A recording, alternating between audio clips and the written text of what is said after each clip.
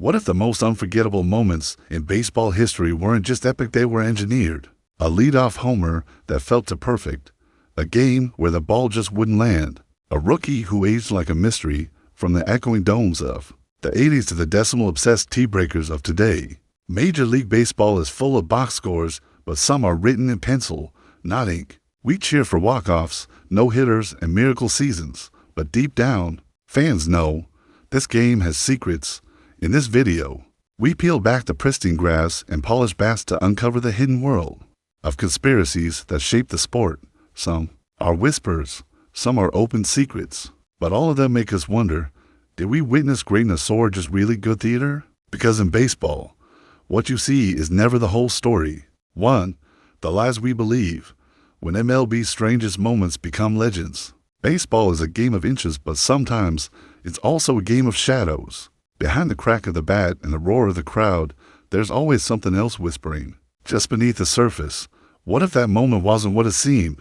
What if that home run was too perfect, that slump too sudden, that game too scripted?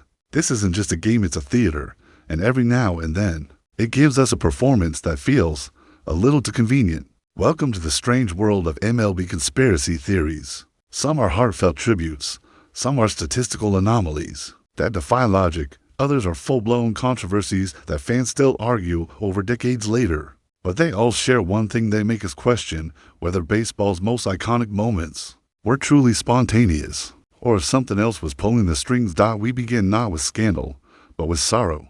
September 26, 2016, the Miami Marlins were grieving. The day before, their ace Jose Fernandez, a 24-year-old phenom with a 2.58 ERA and a 38-17 record, had died tragically in a boating accident. The city was heartbroken. The team was numb. Baseball, in that moment, felt irrelevant. But the show, as it always does, went on. That night, the Marlins played the Mets. Leading off from Miami, D. Gordon. Facing him, Bartolo Colon, the Mets' lovable veteran pitcher. On the third pitch, Colon threw an 85 mph fastball down the heart of the plate. Gordon launched it deep to right. His first home run of the season. The crowd cried. The players cried. Gordon rounded the bases with tears streaming down his face. But here's where the theory begins. Did Bartolo Colon let him have it? Did he, knowing the moment's emotional weight, choose compassion over competition? The Mets were still in the wild card hunt. The game mattered. But this moment, the healing of a broken clubhouse and a grieving city, seemed to matter more. Was it a meatball?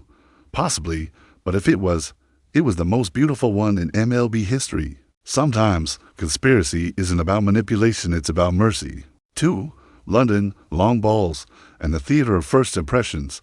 Baseball is a deeply American game, but like any ambitious sport, it dreams of global conquest. So when Major League Baseball touched down in London in June 2019 for the first ever regular season games on European soil, everything had to be perfect, or better yet, unforgettable.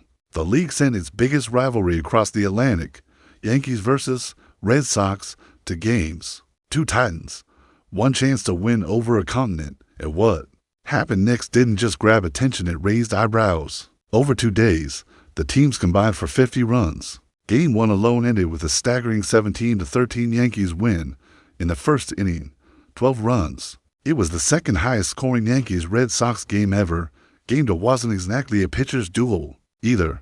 Red Sox homered 3 times in the first inning, while the Yankees dropped a 9-run bomb in the 7th to complete a comeback. The ball flew, a fence exploded, fans cheered, baffled and awed, and just like that, thousands of Brits fell in love with baseball. Or were they supposed to? That's where the theory begins. Some believe the balls were juiced, not just slightly, adjusted, intentionally supercharged to guarantee fireworks. Others say pitchers were instructed to ease up, give the fans what they came for. Because this wasn't just baseball, it was global marketing.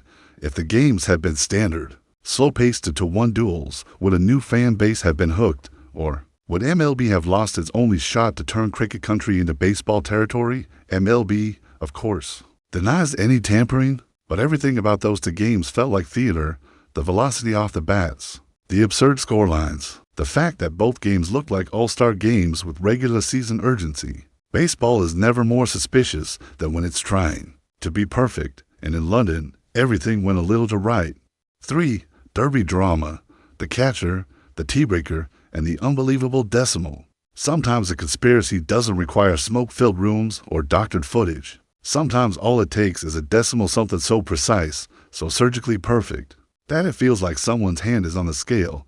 Enter Cal Raleigh and the 2025 Home Run Derby. Raleigh wasn't just having a great season, he was rewriting history. By the All-Star break, he had already hit 41 home runs, leading all of MLB.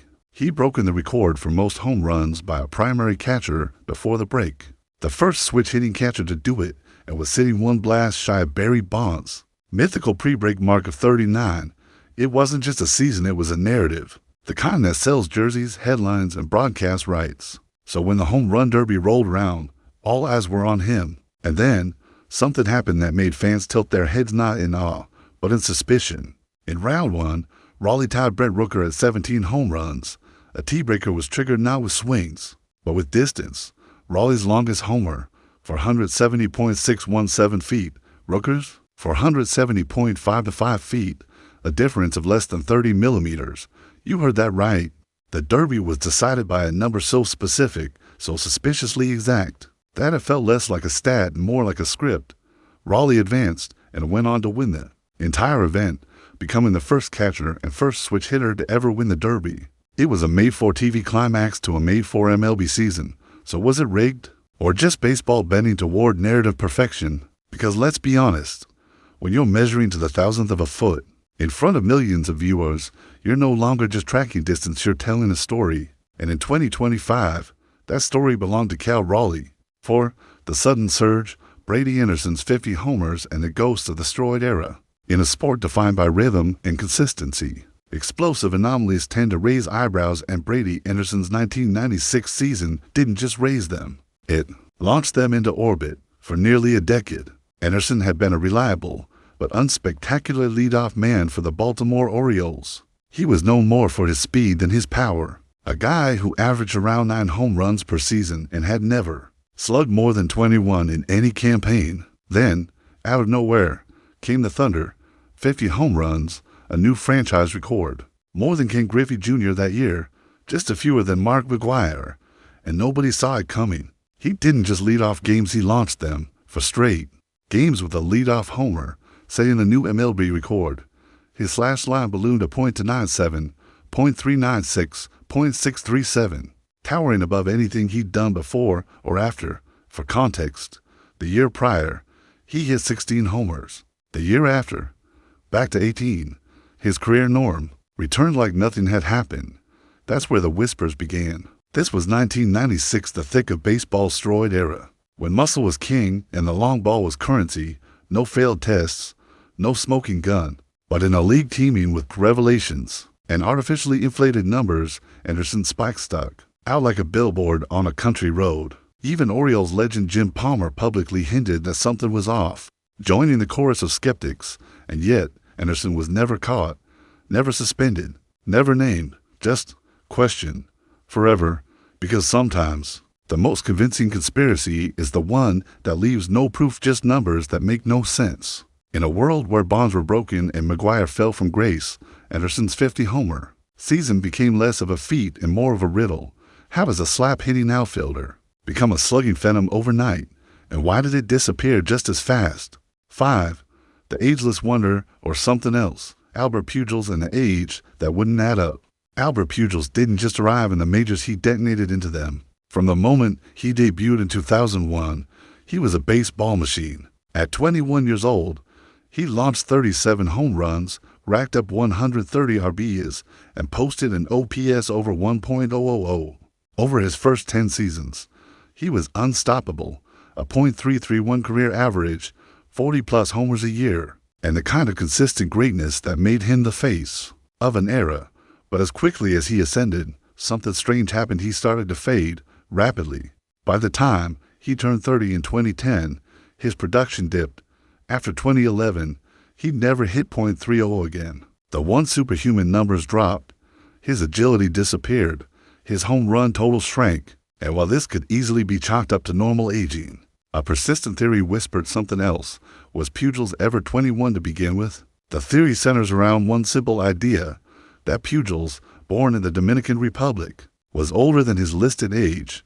Why does this matter? Because in the world of professional sports, especially in places where birth records are harder to verify, age fraud isn't unheard of. Fellow Dominican players like Miguel Tejada were caught shaving years off their birth certificates to appear younger and more attractive to MLB scouts. With Pujols, nothing was ever proven, but the whispers started early. Scouts were hesitant before he was drafted because they believed he looked older than advertised. His early career dominance, followed by an accelerated decline, only fueled the speculation. After all, if he were even 2 or 3 years older than listed, that sharp dip in performance would line up more precisely with typical athletic decline curves. Add in the fact that Pujols remained incredibly private about his early life, and the lack of clarity only stoked the fire. Is worth noting, he was never caught lying. He passed every age verification MLB required, but fans love a clean narrative, and Pujols' tale had too many wrinkles: too good, too fast, too worn, too soon. Whether he was 21 or 24 in 2000, one might not seem like a big deal. But when careers are judged in timelines, those few years can change everything about how we remember. A legacy. 6 wins of deception, the 1987 Twins, the Metrodome, and the invisible advantage. Baseball fans are trained to look for what they can see: bat speed, pitch location, defensive shifts. But what if the biggest advantage was something invisible? Something you couldn't hear, or touch, or challenge? That's the theory behind one of MLB's strangest allegations: the 1987 Minnesota Twins and the Dome. That may have helped them cheat. On paper, the 87 Twins weren't a super team. They finished with just 85 wins, by far the fewest among postseason entrants. Their road record? A miserable 29-52, but at home in the Metrodome, they were monsters, going 56-25. And in the postseason, they were unbeatable in Minnesota. They swept the Tigers at home.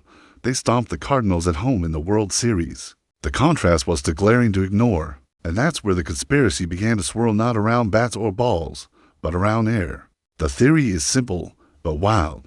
That Metrodome staff deliberately altered the stadium's ventilation system during games. With the roof enclosed and the building sealed, the airflow could be manipulated, and when the Twins came up to bat, the system allegedly blasted air outward and upward, helping fly balls carry just a little bit farther enough to turn routine flyouts into wall-scraping homers. When the opposing team hit, the air shifted or was neutral. Former Texas Rangers manager Bobby Valentine once said players noticed a breeze pushing in while they were at bat but blowing out when the Twins took the plate. Creepy? That's just the start. In 2003, a former Metrodome superintendent actually admitted he tampered with airflow during games to try and give the Twins an edge, especially when they were trailing. He didn't say it was coordinated, but he didn't deny it either. No official penalty ever came. No games were reversed. But when you look at that home road split, and when you hear how often that breeze came at the perfect moment, it's hard not to wonder. In baseball, home field advantage is supposed to mean crowd energy, not aerodynamic engineering.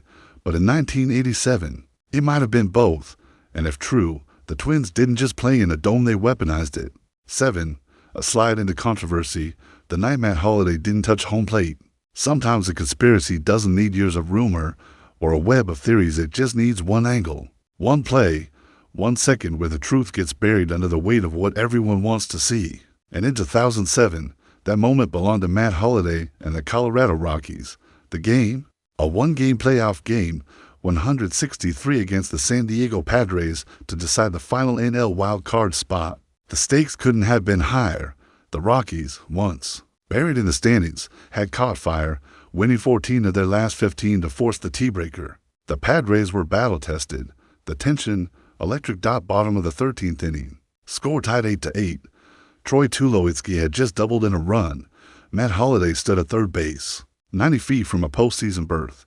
Jamie Carroll lifted a fly ball to right. Holliday tagged. He ran. The throw came in. The catcher, Michael Barrett, braced for the collision. Holliday slid, cleats high, arms out, and then nothing. Or maybe something. That's where the freeze-frame conspiracy was born. Because in the replays, from multiple angles, there's one stubborn truth that won't go away. Holliday's hand appears to miss the plate. He may have grazed Barrett. The ball rolled away, but home plate, untouched. The umpire, Tim McClellan, didn't hesitate. He called him safe. Rockies win. Crowd erupts.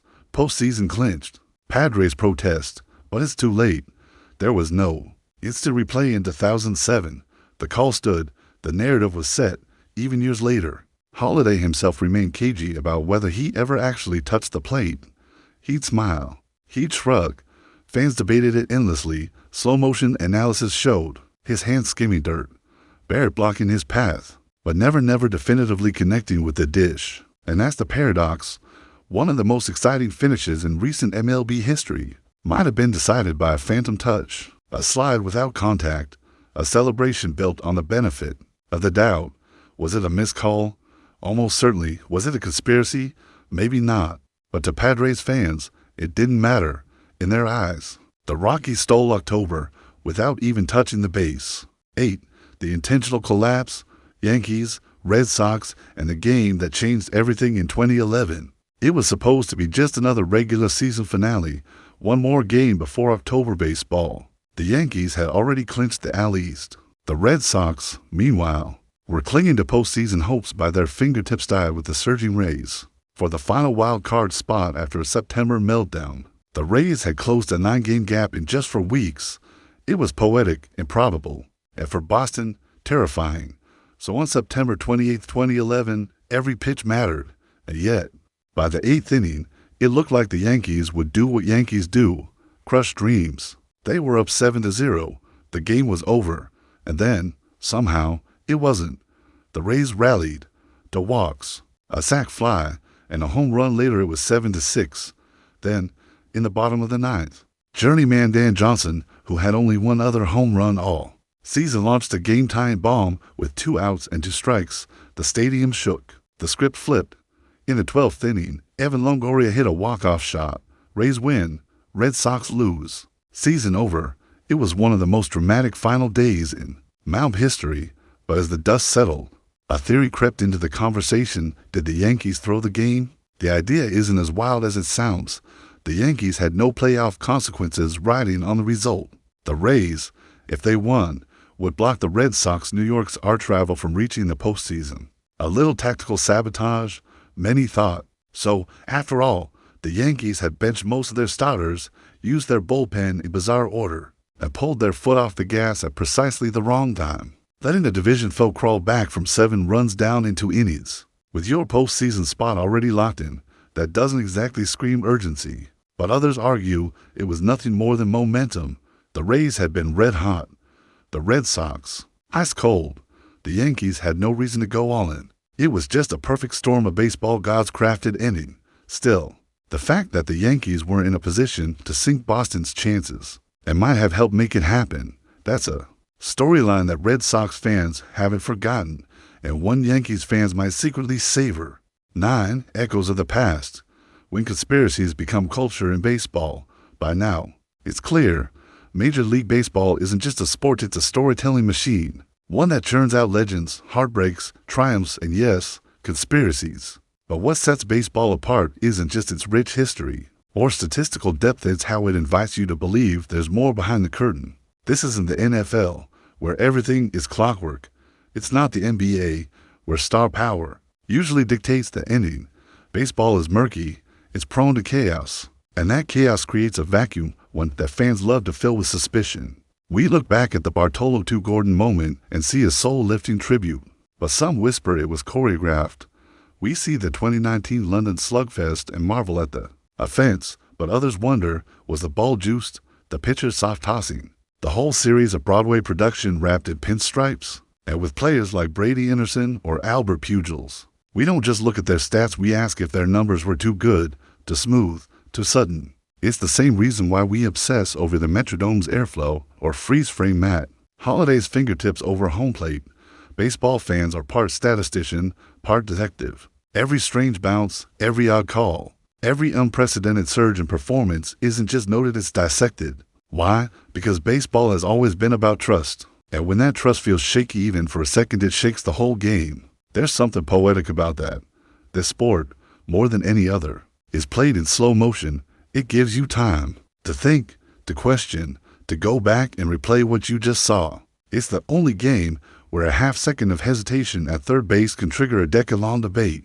And that's why conspiracy theories flourish here, not because fans are paranoid, but because baseball asks us to look closer. The diamond isn't sacred ground. It's a chessboard, and sometimes the queen moves diagonally for reasons we'll never fully understand. So what do all these stories, some heartbreaking, some head-scratching, some hilarious, actually mean? Are they just urban legends dressed in baseball jerseys? Are they cynical takes on innocent coincidences? Or are they something more, a reflection of how deeply fans care, how obsessively we watch, and how desperately we want baseball to be both real and fair? The truth is, MLB conspiracy theories don't thrive because people hate the game. They exist because people love it. They watch every pitch, study every swing, memorize every split-second slide, not just because of the scoreboard, but because of what those moments might mean beneath the surface. These stories endure because they tap into something primal in sports, the belief that the outcome isn't always determined by talent alone. That maybe, just maybe, there are puppet strings, human or divine, tugging at the seams of the game. We cling to the idea that Brady Anderson's sudden power surge wasn't just lifting weights, that the Metrodome's magical breeze wasn't just air pressure, that Holliday might have missed home plate and the Rockies still celebrated, that the Yankees suddenly kneecapped their arch rivals by not trying, that the home run derby was decided by a tenth of an inch that conveniently fit a fairy tale narrative. But here's the most magical part. Baseball never confirms or denies these myths. It just keeps moving forward, inning by inning, season by season. While these theories fester in comment sections, barstool debates, and late-night YouTube dives. And that's perfect, because baseball isn't just about knowing the outcome, it's about debating it. It's about the space between what happened and what could have happened if things had gone just a little differently. The game survives on ambiguity, on imagination, on the haunting possibility that your team didn't just lose, they were robbed, that your hero didn't just fall short, he was framed by fate, and that maybe, just maybe, the story isn't over. The next time someone brings up Pujols' birth certificate or whispers about a ball that clearly should have gone foul or wonders why that pitch looked like it was begging to be hit, don't roll your eyes, lean in, ask questions, debate the shadows. Because in baseball, as in life, the truth might be out there, but the conspiracy, that's the fun part.